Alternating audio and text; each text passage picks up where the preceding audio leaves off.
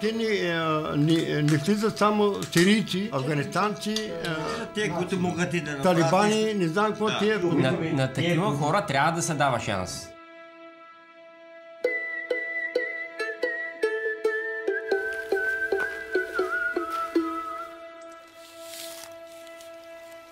Ако стана кметски наместник, нали, да се докарат тук хора, които от Сирия, които да се заселят, искам да се оживи.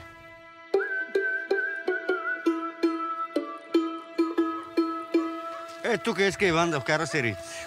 Аз не съм съгласен на това. Защо ще ги вкарва тук тия сирийци? Защо? Не стигат вече дърварти.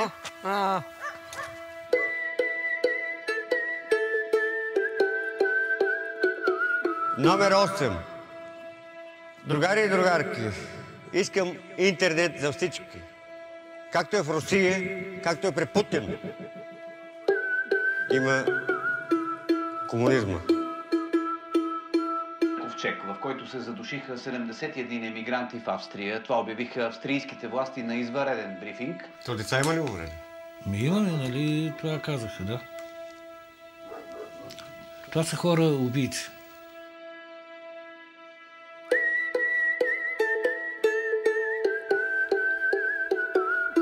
Аз не съм го искал така, но така стана. Къде отивам?